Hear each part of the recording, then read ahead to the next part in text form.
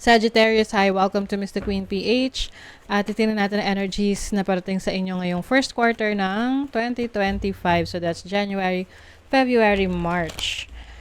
Ayan, so if you're interested in private readings, meron tayong link sa description at sa pinned comment. Paka-check nyo na lang information kung paano mag-book for a private reading. And please subscribe to our channel to show your support. Like, share this video. At mag-comment na rin kayo kung kayo ay naka-resonate. Ayan. And thank you sa lahat ng mga hindi nagsiskip ng ads. It really helps our channel to grow. Thank you. Okay, let's see Sag. First quarter ng 2025, January, February, March. What's happening? Okay, you have the 7th house of relationship. You have Saturn in Aries.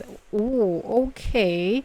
So Saturn is the planet of discipline, structure, and 7th house is about relationship. So maaring can be challenging for some of you yung relationship ninyo kung meron kayong romantic partner ngayon.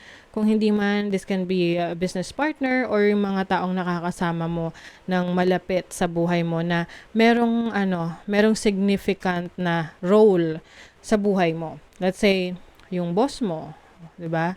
Or yung kapatid mo na kasama mo sa bahay, ganon. Or even your family members.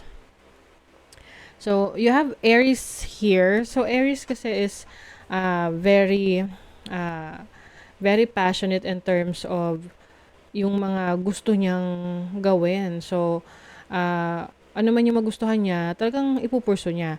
Kaya lang, maaring magkaroon kasi rito ng conflict. Kasi, Saturn is limitation.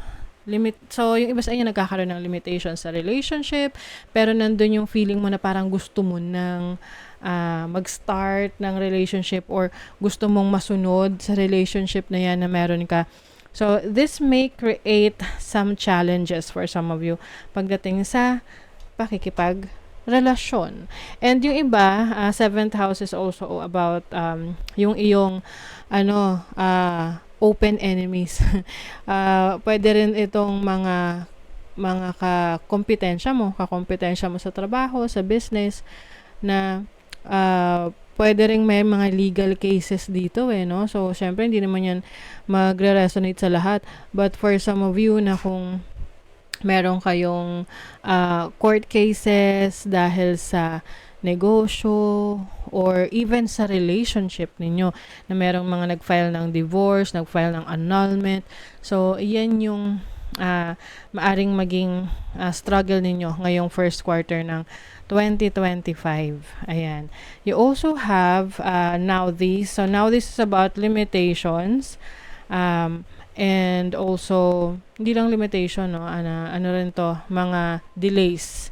Pero ito kasi yung limitations and delays, these are the necessary things na kailangan mong pagdaanan to bring you discipline. Oo. Para madisiplina ka sa sarili mo.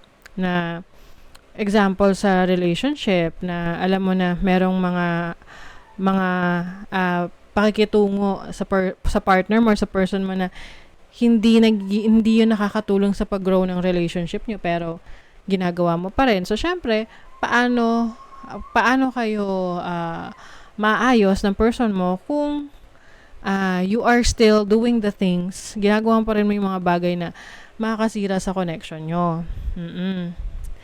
Okay? You also have Ahuas. This is about travel, teamwork. So, maaring yung iba sa inyo, you will be traveling with your romantic partner, business partners, that will really help to strengthen your bond.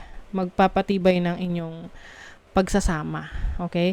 You also have Raidu. This is about, Raidu is about travel as well, no? So, pwedeng meron kang mga travel opportunities or mga exploration.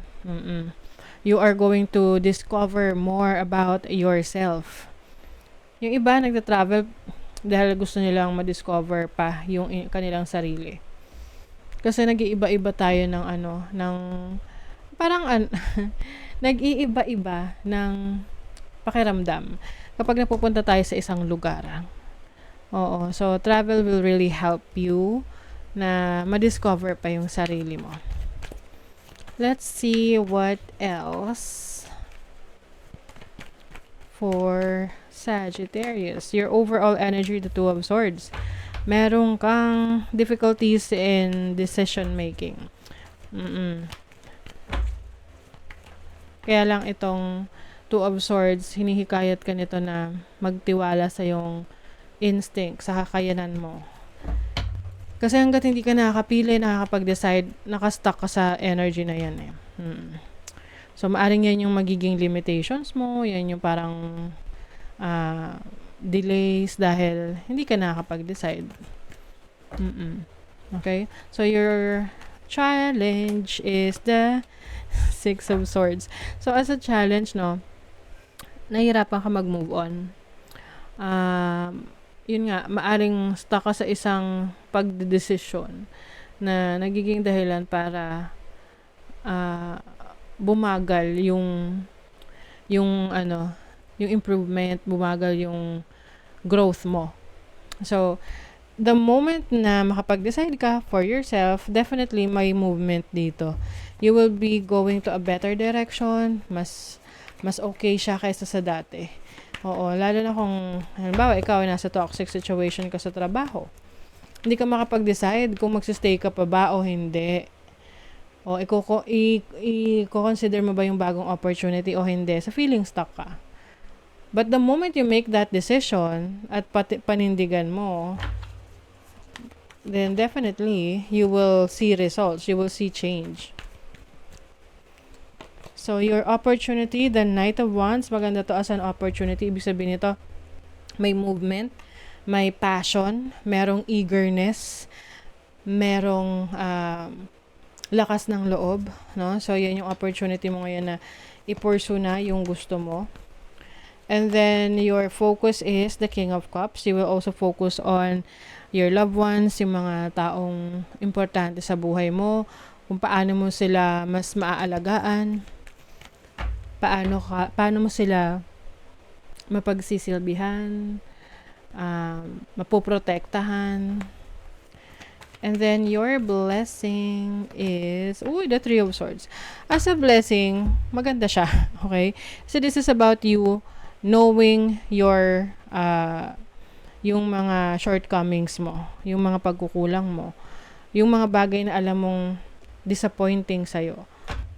So, for as long as you know na meron ka naging pagkakamali, meron ka naging kakulangan, it's either sa trabaho, sa relationship, the moment you acknowledge it, yun na yung moment na magiging open ka na for healing.